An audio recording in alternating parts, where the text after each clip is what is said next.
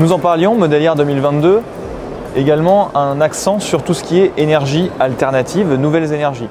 Le monde du transport est en train de changer sur plein de sujets, mais également sur celui-là. Nous étions jusqu'à présent en mono-énergie, en moteur diesel en grande majorité dans le parc roulant français. La position de MAN, c'est que ce changement d'énergie va se faire en plusieurs étapes. L'étape dans laquelle nous vivons aujourd'hui, c'est une étape de transition qui va nous amener sur les solutions zéro émission, on en parlera par la suite. Mais cette étape de transition, nous allons la vivre via des énergies qu'on considère comme étant des énergies donc de transition et à nos yeux majoritairement les biocarburants, tout ce qui est énergie renouvelable.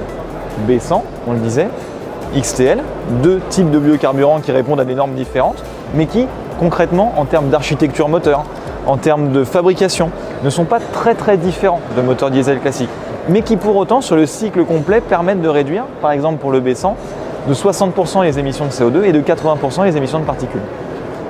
Chez MAN, comment se traduisent ces énergies de transition? Une motorisation homologuée B100, notre motorisation D26 en 430, 470, 510 chevaux.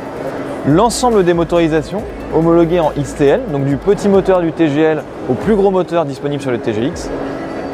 L'ensemble de ce spectre d'énergie nous permet donc de vivre cette période de transition de manière sereine et d'apporter des énergies qui sont différentes et qui amènent des solutions différentes par rapport au diesel traditionnel. Donc ça, c'est cette période de transition. Et ensuite, nous avons une autre période qui va venir, la période des zéro émissions, plutôt donc aux alentours de 2024-2025 et après, dans lesquelles nous allons amener de nouvelles énergies, les énergies électriques majoritairement, véhicules à batterie.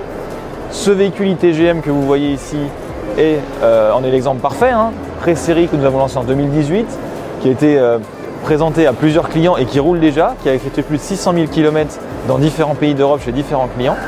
Cette pré-série est en fait le précurseur d'une gamme plus large qui sera donc présentée dans son intégralité entre 2025 et 2030 avec un cadencement particulier, mais qui permet de résoudre vraiment l'équation du zéro émission avec des moteurs qui ne rejettent absolument pas de CO2 lors de leur utilisation.